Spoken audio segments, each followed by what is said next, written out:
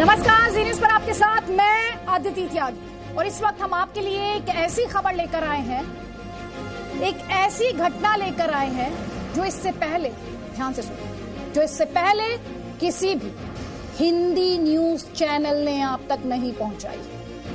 घटना है तमिलनाडु के थूथुकुडी के सथनकुलम की, जहां पर पुलिस हिरासत में पिता और पुत्र की मौत हो जाती है, लेकिन उत्तर भारत में इस घटना का जिक्र तक नहीं किया जाता।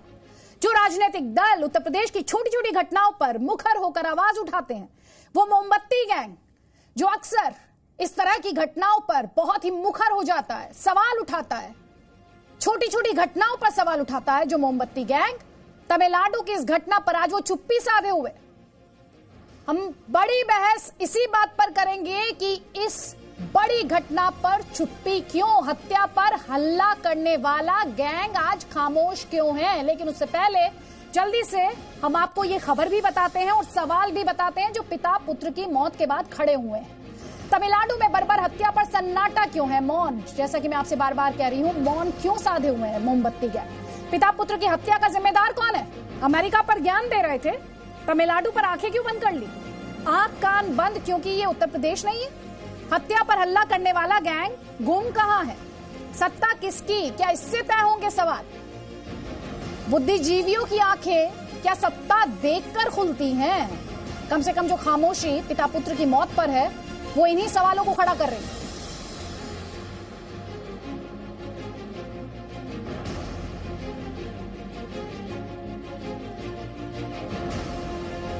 तो चलिए आपको ये बताते हैं, जो सवाल आप देख रहे हैं, ये सवाल हमें पूछने क्यों पड़े, हुआ क्या, इस खबर को ध्यान से सुनिए। तो हुआ क्या, कहां हुआ, सबसे पहले ये समझिए। वेयर, तमिलनाडु के थूथुकुडी जिले के सथनकुलम में पिता पुत्र की मौत हुई है।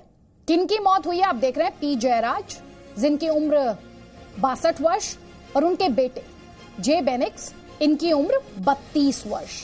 हुआ क्या है, पुलिस हिरासत में पिता पुत्र की मौत हुई है। फिर से सुनिए, पुलिस हिरासत में पिता पुत्र की मौत हुई है। किसकी मौत हुई है? 62 साल के पी जयराज और उनके 32 साल के बेटे बेनिक्स की पुलिस हिरासत में मौत हुई है। कब ये मौत हुई है, अब आपको ये बताती हूं। ये मौत हुई है 19 जून को। पुलिस ने 19 जून को इन दोनों को हिरासत में लिया। पूरी घटना बता रही हूं आपको, ध्यान से सुनिए। 19 जून को पुलिस ने दोनों को हिरासत में लिया और फिर 22 जून को जो बेटे हैं बेनिक्स, उनकी मौत हुई और उससे अगले दिन 23 जून को पी जयराज की अस्पताल में मौत हो गई। हुआ कैसे?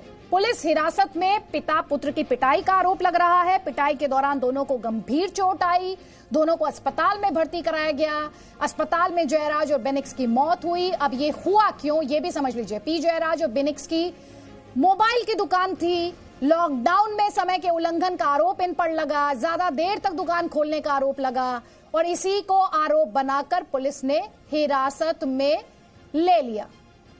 तो कई खास मेहमान हमारे साथ हैं इस वक्त। आपको बता देती हूं, हमारे साथ इस वक्त शिव्या मिश्रा है, डिजिटल कंटेंट क्रिएटर हैं। शिव्या मिश्रा, जब ये खबर हम अपने दर्शकों तक पहुंचा रहे हैं, वैसे अपने दर्शकों को बता देती हूं, हम पहला ऐसा हिंदी चैनल है जो तमिलनाडु में जिस तरह से पिता पुत्र की पुलिस कस्टडी में मौत हुई है, इस बड़ी खबर को पहुंचा रहे हैं। लेकिन मेरा सवाल यह है, वो मोमबत्ती गैंग कहां है? वो सियासत करने वाले दल कहां है? चुप्पी क्यों है? Hello, is it audible? जी जी, I can hear you. Yeah, by the way, I'm Ahmed Miran. My ID is Shivya Mishra. I'm Ahmed Miran. I am a content creator from South India. तो मतलब ये जो case आप सभी को पता होगा, जयराज जी और फिनिक्स जी का जो है, बिना किसी रीजन के वजह से उनको पुलिस स्टेशन में ले जाकर, पुलिस कस्टडी में ले जाकर बहुत ब्रूटल वे में उनका जो है टॉर्चर हुआ था। आपने शायद कुछ ग्राफिक डिटेल्स भी सुना होगा। मेरी एक दोस्त है सुचित्रा, उन्होंने एक वीडियो भी शेयर किया था जो ग्लोबली वायरल हुआ था, जैसे उनके छाती के बालों को उखाड़ना या फिर एक स्टील टिप्ड लाठी को जो है उनके एनल होल के अंदर मल्टीपल टाइम्स इंसर्ट करना। ऐसे कई सारे टॉर्चर जो है उन बाप और बेटे पे जो है इन्फ्लिक्ट किया गया था। इनफैक्ट रिपोर्ट्स के हिसाब से ऐसे भी है कि उन दोनों को एक दूसरे के सामने जो है नंगे कर और बहुत बुरी तरह जो उनका सेक्सुअल असॉल्ट वगैरह हुआ था। तो और ये जो दो सब इंस्पेक्टर्स इस केस में इन्वॉल्व हैं, इन दोनों पे जो है ऑलरेडी कई सारे आरोप थे एंड अकॉर्डिंग टू रिपोर्ट्स ये जो दो सब इंस्पेक्टर्स है ये लोग सीरियल ऑफेंडर्स है और ये जो है इनका फर्स्ट टाइम ऐसा नहीं है कि इन्होंने किसी के साथ, किसी कॉमन पब्लिक के साथ ऐसे बर्ताव किया है। तो ये जो है बहुत जैसे according to reports custody deaths जो है तमिलनाडु में ये पहले बार नहीं हुआ है। इनफैक्ट 2019 में ऑल ओवर इंडिया 1731 लोगों का जो है डेथ हुआ था। उसमें जो है पुलिस कस्टडी और जुडिशियल कस्टडी दोनों का कॉम्बिनेशन है। एंड पुलिस कस्टडी में 125 लोगों का जो है 125 लोगों का मौत हुआ था 2019 में, और उसमें तमिलनाडु जो है नंबर 2 रैंक पे है। तो आप इसे समझ सकते हैं कि कस्टोडियल डेथ का मेन रीजन जो होता है पुलिस का जो केयरलेस एटीट्यूड है। एंड पुलिस का जो है एक एटीट्यूड होता है कि हम कॉमन लोगों के साथ कुछ भी कर सकते हैं, हम जनता के साथ कुछ भी कर सकते हैं। मैं सभी पुलिसों के बारे में ये नहीं बोल रहा हूँ, कुछ लोग ऐसे हैं जो शायद गलती से पुलिस डिपार्टमेंट में घुस जाते हैं और उन्हें पता नहीं रहता है कि उनका पावर का यूज कैसे किया जा सकता है। तो ऐसे लोगों की वजह से ये होता है। और ये जो जयराज और फिनिक्स जी के साथ जो हुआ है ये बहुत बुरी चीज हुआ है, और ये कल हम में से किसी के भी साथ हो सकता है। और रिपोर्ट्स में ये भी कहा गया है कि उनका जो है शॉप अलाउड टाइम जो है सातानकुलम में वो 8 o'clock था, लेकिन उन्होंने शायद 7:30 को ही इनके साथ ये बर्ताव किया था। तो एक्चुअली टेक्निकली देखा जाए तो उन्होंने कोई ऐसे रेस्ट्रिक्शन को उन्होंने पार भी नहीं किया, उन्होंने कोई ऐसे रेस्ट्रिक्शन को तोड़ा भी नहीं। तो ये शायद कुछ पर्सनल ग्रज और इनके कुछ पर्सनल रिवेंज की वजह से भी शायद ऐसे हुआ है, ऐसे भी कुछ रिपोर्ट्स में कहा गया है। तो ये जो भी हुआ है, this is very bad and this can happen to any one of us tomorrow. I think the entire nation has to raise a voice together, and हम सभी को जो है इस केस के बारे में बात करना चाहिए। जब जॉर्ज फ्लॉयड जी के साथ हुआ था यूएस में, तो हम सभी ने जस्टिस फॉर जॉर्ज फ्लॉयड या ब्लैक लाइव्स मैटर हो, ऐसे हर हैशटैग को हमने सोशल मीडिया में ट्रेंड किया था। लेकिन जब आज हमारे देश में ऐसे एक इशू हो रहा है, वो भी मल्टीपल 2 लोगों के साथ हुआ है, विथ ऑल ड्यू रिस्पेक्ट मैं ये बात कहना चाहता हूं कि जब दिल्ली में 2012 में निर्भया के साथ एक दुर्घटना हुआ था, तो हम आपको याद होगा जो भी अब एक साथ मिलकर हम सभी ने आवाज उठाई और हम सभी ने जो है संघर्ष किया उसके लिए। लेकिन जब अब 2 लोगों के साथ हुआ है, इनफैक्ट ये डबल निर्भया हम इसे कह सकते हैं, sexual assault, physical assault, mental torture, psychological torture, और कितने ग्रूसम एक्ट्स इनके साथ हुआ है। तो मेरे जनता से मैं हाथ जोड़कर एक चीज विनती करना चाहता हूं कि प्लीज आप सभी इस केस के बारे में बात कीजिए। इसे एक साउथ इंडियन इशू या ऐसे मतलब साउथ इंडिया के कोई एक डिस्ट्रिक्ट में हुआ है, इससे हमारा क्या लेना देना, ऐसे सोचकर प्लीज इस इशू को आप इग्नोर मत कीजिए। ये कल हम में से किसी के भी साथ हो सकता है, क्योंकि ये जो जयराज और फिनिक्स है, हम जैसे एकदम रेगुलर कॉमन पब्लिक है, बिना किसी गलती की वजह से उनका ऐसा हुआ है। तो प्लीज इस केस को आप सीरियसली लीजिए, keep talking about it on social media, जितना अवेयरनेस हो सकता है keep spreading about it. This is what I want to say. देखिए, यहाँ पर मैं स्पष्ट करना चाहती हूँ, ये साउथ इंडिया की बात नहीं है, इंडिया की बात है। इसीलिए जी न्यूज पर हम इस खबर को दिखा रहे हैं, इसीलिए हम इस मौन पर, इस चुप्पी पर सवाल खड़े कर रहे हैं कि क्यों चुप्पी धारण किए हुए, क्यों चुप्पी साधे हुए इस समय मोमबत्ती गैंग। मालविका अविनाश हमारे साथ जुड़ गई हैं बीजेपी से, और राहुल ईश्वर जुड़ गए, पॉलिटिकल एनालिस्ट हैं। आप दोनों का भी बहुत बहुत स्वागत है। जल्दी से मालविका अविनाश, पहला सवाल मैं यहाँ पर आपसे पूछ लेती हूँ, पहले राहुल ईश्वर आऊंगी उसके बाद आपके पास। लेकिन मेरा सवाल यहाँ पर यह है, चुप्पी क्यों है? जॉर्ज फ्लॉयड को लेकर तो लोग बड़ी बड़ी बातें कर रहे थे इस देश में बैठकर। मुझे लगता है कि जो सियासी रूप से जिसका कोई फायदा नहीं, उन बातों में ये जो मोमबत्ती की गैंग है, ये जो हर बात पे बोलने लगते हैं, जो लिंचिंग की बात करते हैं, इसकी बात करते हैं, उसकी बात करते हैं, जिनको इस ऐसे केसेस से फायदा नहीं है, वो बोलते नहीं है। मुझे लगता है जैसे पलघर में हुआ, हम सबके सामने हुआ जो हुआ, और उन 2 साधुओं के साथ में क्या हुआ सभी ने देखा, लेकिन किसी ने कुछ बोला नहीं है, क्योंकि हम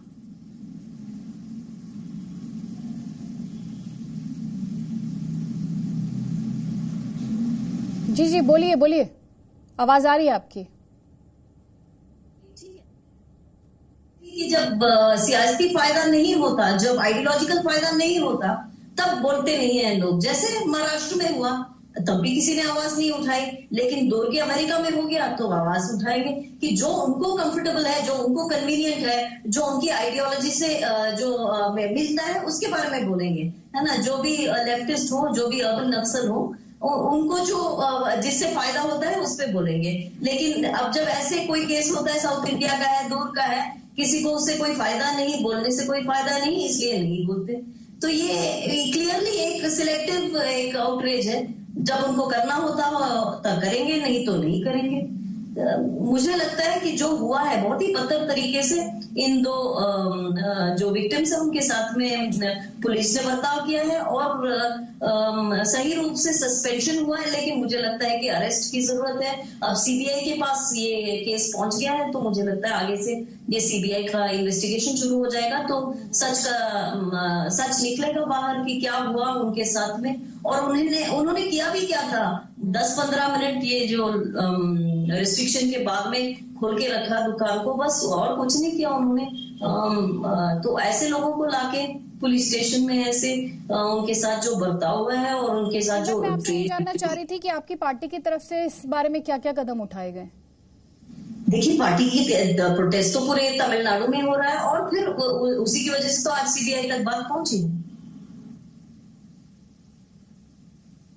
हमारे साथ राहुल ईश्वर है। राहुल ईश्वर, चुप्पी क्यों है, मौन क्यों है? से एक बहुत बड़ा थैंक यू कहना चाहता हूं, क्योंकि एक बहुत गंभीर मामला है ये। जयराज और बेनिक्स का केस एक वेकअप कॉल है। हमें स्ट्रक्चरल रिफॉर्म चाहिए। हमारा लेफ्ट लिबरल लोग वो सिलेक्टिव होगा, जैसे कि अर्लियर स्पीकर ने कहा कि आइडियोलॉजिकल बेनिफिट या फायदा होना चाहिए, उसका नैरेटिव से स्यूड होना चाहिए। अगर यूएस में जॉर्ज फ्लॉयड के साथ हुआ तो प्रोटेस्ट करेगा, इंडिया में जयराज और बेनिक्स के साथ हुआ तो प्रोटेस्ट नहीं करेगा। मगर हम सबको, सभी भारतवासी को जयराज और बेनिक्स को नील डाउन करके क्षमा बोल देना चाहिए। हमारे सिस्टम में रिफॉर्म लाना चाहिए। ये जितना भी प्रोटेस्ट और सोशल मीडिया में हम वॉइस रेज कर सके वो कम होगा। एक जी जैसा एक बहुत बड़ा नेशनल चैनल ये मुद्दा उड़ा रहा है, वो भी एक बहुत होपफुल बात है। इसीलिए सारे इंडियंस को ये एक स्ट्रक्चरल इश्यू है। पुलिस हाई हैंडेडनेस, तमिलनाडु के पुलिस हाई हैंडेडनेस के लिए बहुत नोटोरियस है। इसीलिए सारे इंडिया के पुलिस के एक बदलाव होना चाहिए। ये एक वेकअप कॉल है, स्ट्रक्चरल रिफॉर्म का मामला है, बहुत गंभीर मामला है। हमारा लेफ्ट लिबरल फ्रेंड्स को भी ये उसको कंडेम कर देना चाहिए और उतना भी एनर्जी इससे स्पेंड कर देना चाहिए। वो ब्लैक लाइव्स मैटर हो या जॉर्ज फ्लॉयड का इंपॉर्टेंट मैटर हो, उससे स्पेंड करना चाहिए। इसीलिए एक बहुत गंभीर सा मामला है। इसे हम जितना भी अवेयरनेस कर सके वो कम होगा। सोशल मीडिया, नेशनल मीडिया ये इशू टेकअप कर देना चाहिए और उसको जस्टिस, जयराज और बेनिक्स और उसकी फैमिली को हमें जस्टिस लाना चाहिए, क्योंकि ये हम सभी के साथ हो सकता है, क्योंकि आपके साथ, मेरे साथ, सभी आम आदमी के साथ ये हो सकता है। तो इसलिए एक बहुत इंपॉर्टेंट मामला है। शंकर बिदारी जी, ये इतना बड़ा मामला है और शंकर बिदारी जी अपने दर्शकों को बता दूं पूर्व डीजीपी हैं कर्नाटक के। सर बहुत बहुत स्वागत है आपका। सर मेरा सवाल ये है, एक ऐसा मामला जिसे लेकर तमिलनाडु में जिस तरह का आउटरेज दिखा, कोर्ट को इसमें स्टेप इन करना पड़ा। कोर्ट को स्टेप अभी इन तक जो जी ठीक है, अभी तक जो इंफॉर्मेशन मेरे पास आया है उसके मुताबिक मैं समझता हूँ ये बहुत बुरी घटना हुई है। इसका मैं कड़ी निंदा करता हूँ। बहुत अफसोस की बात है, दो जिम्मेदारी पुलिस अफसर ने ऐसा इररिस्पॉन्सिबल एक्ट किए है, ऐसा एट्रॉसिटी की है, किसी का जरूरत नहीं था और मामला भी बहुत अलग था। इधर कोई हिंसा इस्तेमाल करने का जरूरत ही नहीं था। मगर मैं तमिलनाडु गवर्नमेंट का ये फैसला का स्वागत करता हूँ कि पूरा मामला को सीबीआई का जांच के लिए सौंपने का जो डिसीजन है, जो निर्णय ने तमिलनाडु गवर्नमेंट किया है, उसका मैं पूरा स्वागत करता हूँ। मुझे पूरा भरोसा है सीबीआई उसको अच्छी तरह से जांच करेगा और जो पुलिस ऑफिसर है या डॉक्टर है या कोर्ट है, सब जो गलती की है उनसे सख्त सजा देती है बोल के मुझे पूरा भरोसा है।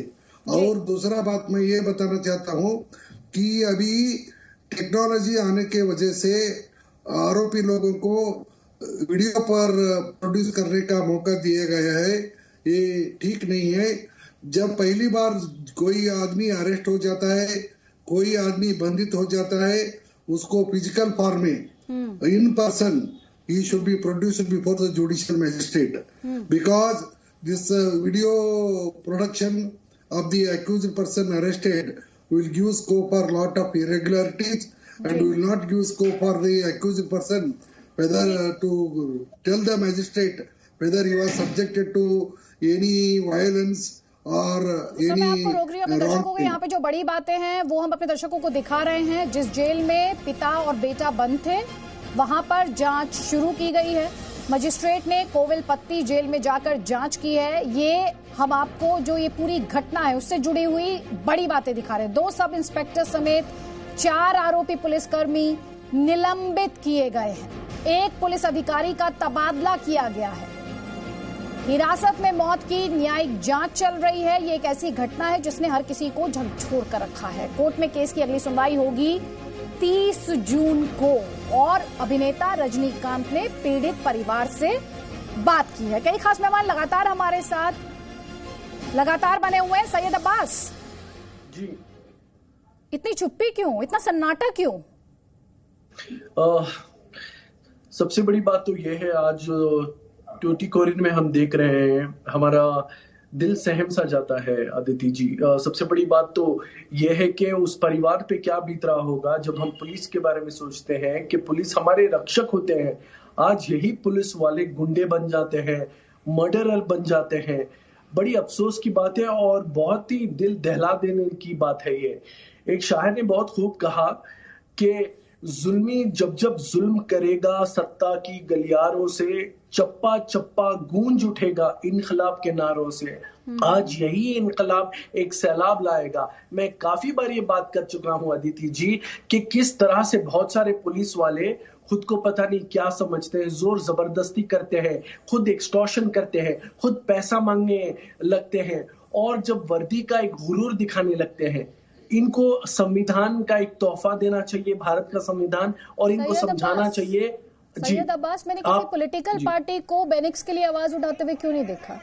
इंकलाब तो आएगा, क्योंकि जनता सड़क पर आ गई। इंकलाब तो आएगा क्योंकि इस देश में जुडिशरी है। लेकिन वो राजनीतिक दल कहां थे, कहां सो रहे थे, या कहां उन तक आवाज नहीं जा रही थी जहां पर बेनिक्स की चीखें नहीं पहुंची, जहां पर बेनिक्स और उनके पिता की ये मौत की झकझोरने वाली खबर नहीं पहुंची? वो मोमबत्ती गैंग जो है कहां सोया हुआ है अभी? सवाल गैंग कहां है? देश खतरे में नहीं, आज लोकतंत्र खतरे में नहीं, हिंदुस्तान खतरे में नहीं। जी बिल्कुल, आपकी बात बिल्कुल सही है, लाजिम है, वाजिब है और मैं आपकी बात को मानता हूं। आज चाहे वो मोमबत्ती गैंग हो या सवाल गैंग हो या कोई भी राजनीति, कोई भी आदमी हो, आज हर एक आदमी को सवाल करना चाहिए और इनके साथ जुड़ जाना चाहिए, क्योंकि ये जो हुआ है, जैसे कि मेरे भाई राहुल ईश्वर ने कहा, ये किसी के भी साथ हो सकता है, मेरे साथ भी हो सकता है। मेरा सवाल उन लोगों से है जिन्हें अक्सर ऐसी घटनाओं के बाद लोकतंत्र खतरे में दिखाई देता है, संविधान खतरे में दिखाई देता है, वो आज कहां छिपे हुए हैं? कि आज भारत की आत्मा का सवाल नहीं है? मेरा सवाल अब भी यही है। छोटे से ब्रेक के लिए यहाँ पर रुकेंगे। आपसे मेहमानों का बहुत बहुत शुक्रिया। लौट रहे बस एक छोटे से। Presenting B News app available on Google Play and App Store. Download it now.